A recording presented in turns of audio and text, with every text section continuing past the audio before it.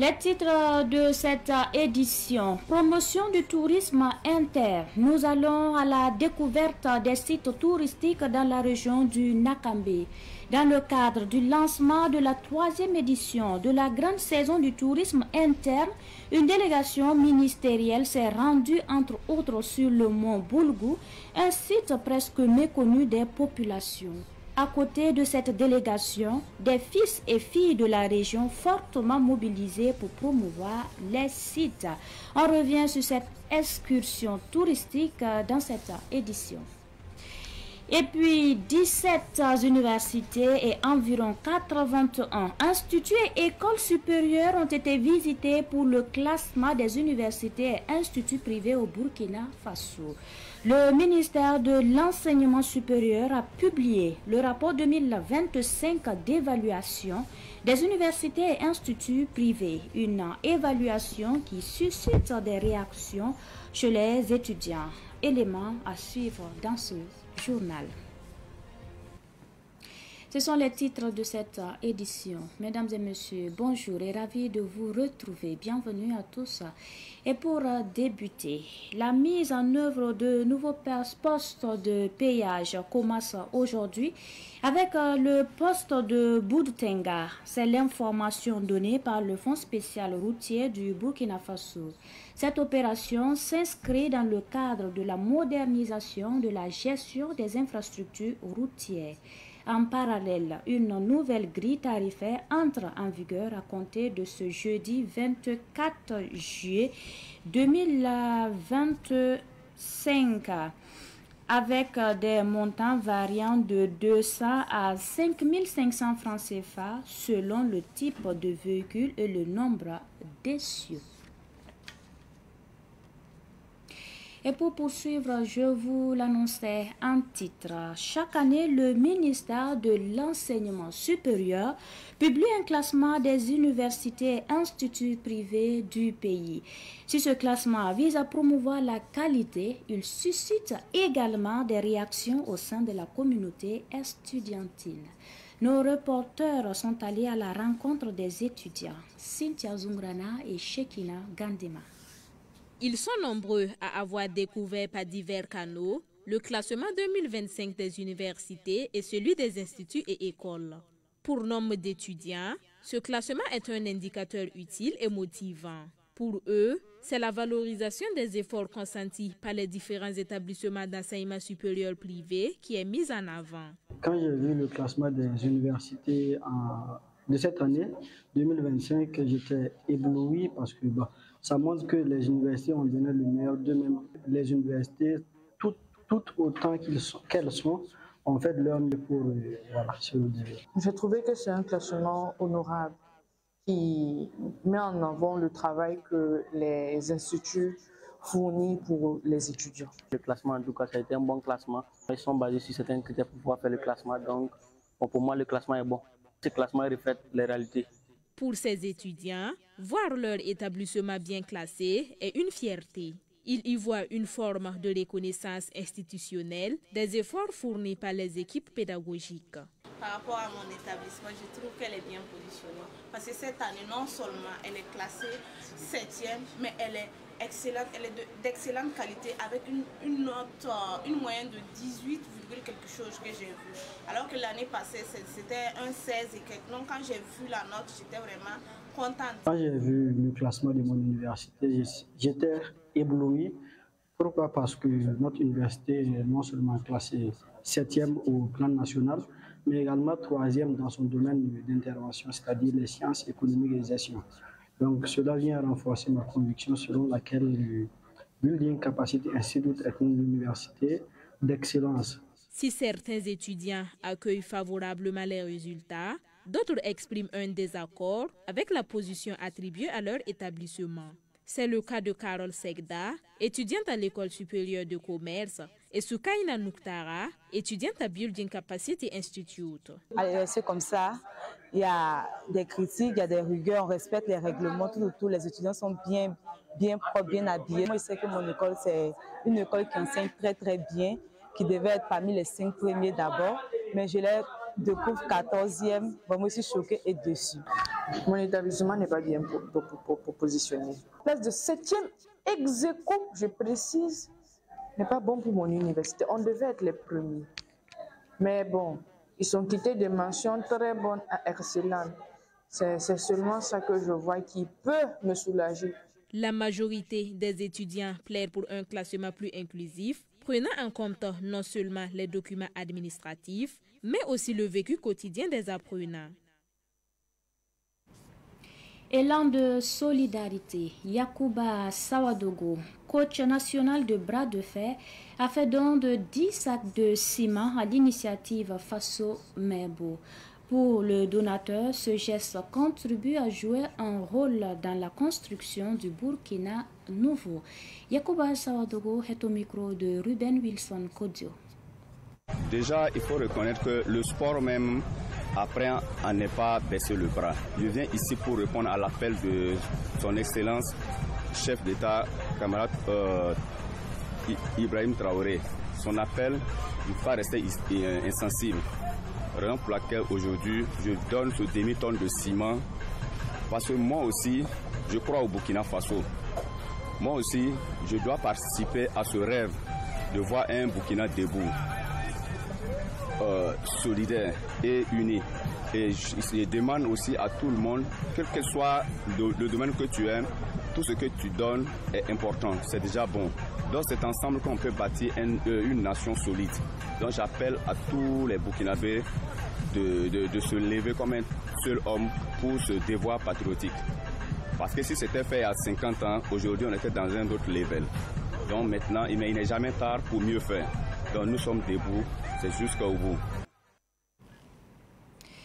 En mode culture dans cette édition, Tenkodogo, Garango et Bagré sont entre autres localités qui ont reçu la visite du ministre en charge du tourisme et d'autres membres du gouvernement lors de leur séjour dans la région du Nakambi. Retour sur cette excursion touristique dans la région du Nakambi avec notre reporter Ahmed Joël Compaoré.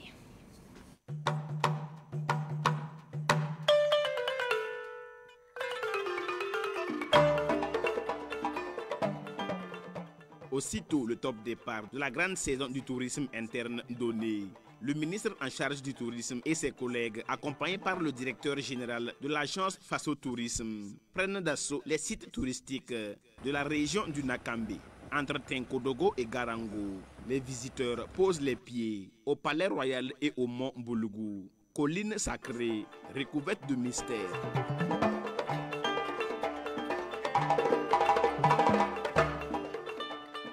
Arriver au sommet fait partie des premiers défis à relever à cet endroit. Arriver au sommet, c'est impressionnant. On voit qu'il y a une belle vue. C'est une expérience à refaire. Donc venez, vous promenez ici, il y a tout. Il y a tout ce que vous voulez. Puis il y a la sécurité. Moi, je suis là. Vous voyez un peu, donc la sécurité est garantie. Venez et puis marchez. C'est important. C'est vraiment impressionnant parce que je ne savais pas qu'il y avait une richesse ici à Garango. Et avec ce lancement, vraiment, je viens de découvrir cette richesse et vraiment, c'est vraiment impressionnant. Très, très émouvant parce que, avec le soleil également, mais je pense que c'est une très bonne chose pour nous. Vous savez, aujourd'hui, la destination Burkina Faso passe également par la visite de nos sites touristiques. Et je pense que les Burkinabés, quand ils vont mettre le tourisme dans leur quotidien, on pourra en tout cas promouvoir la destination Burkina Faso. Le ministre en charge des infrastructures, Adama Luc Sorgo, gravit les 700 mètres d'altitude du Mont Boulgour avec son collègue du tourisme, Tekedonwene Gilbert Ouedraogo. C'est de l'histoire, vous avez dû suivre un peu le guide. Alors, c'est ici que les Bissa, la communauté Bissa, la communauté Bourussi et la communauté Samo se sont bagarrés à cause de la tête du chien. Nous avons découvert ça aujourd'hui. C'est pour dire qu'on invite tous les Burkinabés à venir faire un tourisme ici, tourner, voir. C'est très important et ça recouvre beaucoup de symboles que nous cherchons à mettre. Après Garango, les touristes mettent le cap sur Komtoega. Là, ils visitent le mausolée de Naba Zougourana ainsi que la grotte dans laquelle il s'est enfoncé, selon l'histoire.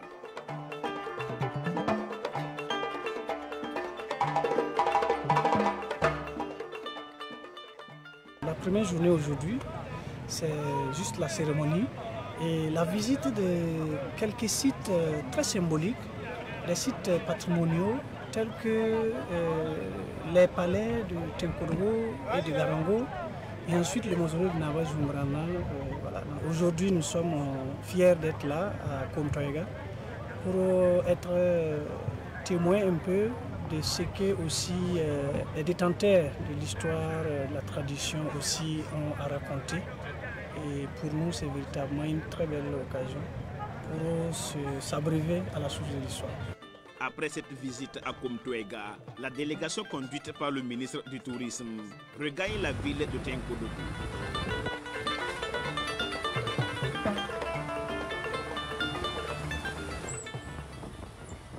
Le dimanche, deuxième jour de l'excursion, c'est la ville de Bagré, située à une quarantaine de kilomètres de Tenkodogo, qui reçoit la délégation touristique.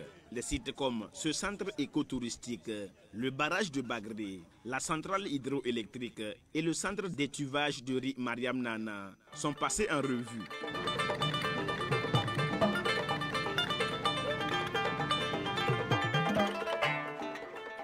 À cette étape, le ministre Pegadonwende Gilbert Ouedraogo apprécie.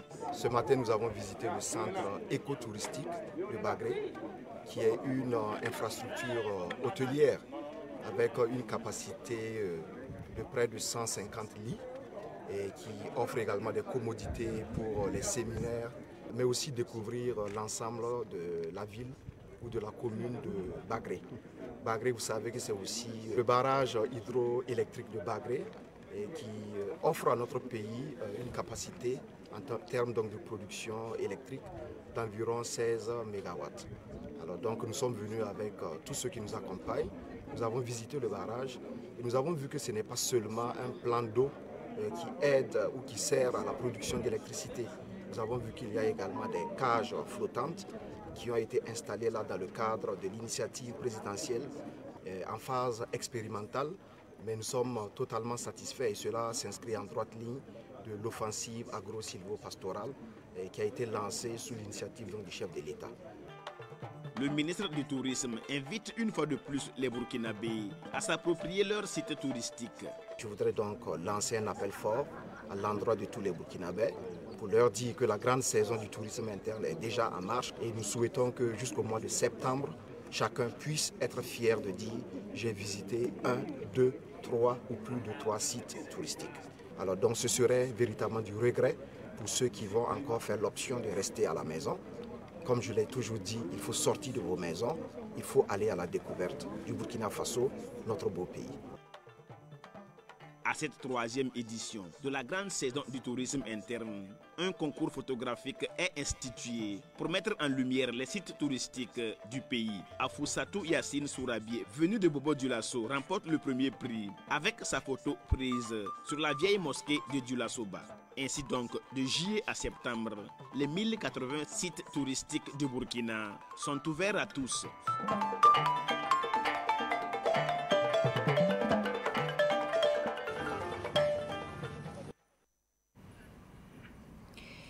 La saisie de matériel militaire destiné au groupe terroriste au Mali, Aboubakar Bansé s'est exprimé à ce sujet.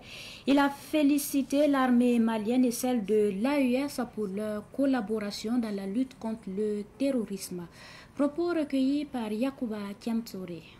Pour nous, c'est déjà quelque chose de positif, la saisie, parce que c'est un vrai exploit que les autorités maliennes ont fait pour la question sécuritaire et la question de la défense.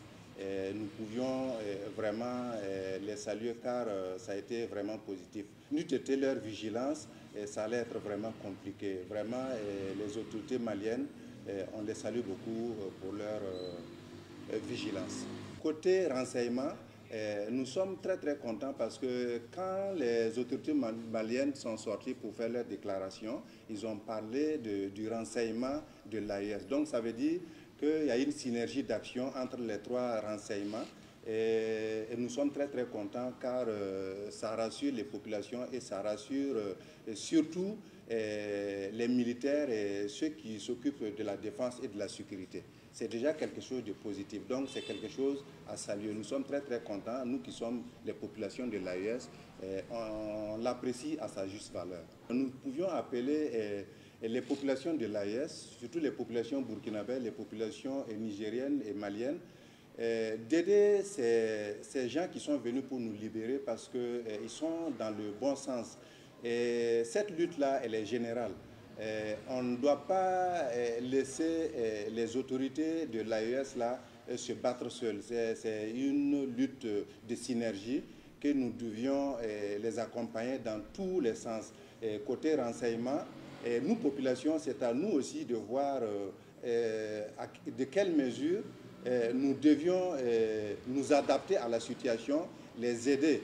Une fois que vous qui êtes de la population, la masse populaire, une fois que vous voyez quelque chose qui semble vraiment, qui peut nuire à la population, vous pouviez faire de telle sorte pour approcher ceux qui sont de la sécurité là, pour que la lutte là ne soit pas vraiment une lutte vaine, quoi. Il faut que nous travaillions ensemble.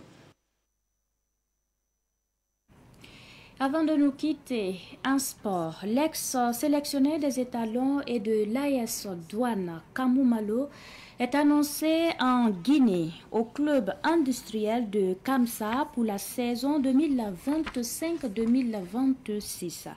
Retenu parmi 52 entraîneurs, Kamou Malo remplace donc Mohamed Lamine Silla. Le club industriel de Kamsar a terminé la saison dernière à la 6e place du championnat. Fin de ce journal. Merci à vous qui l'avez suivi de bout en bout.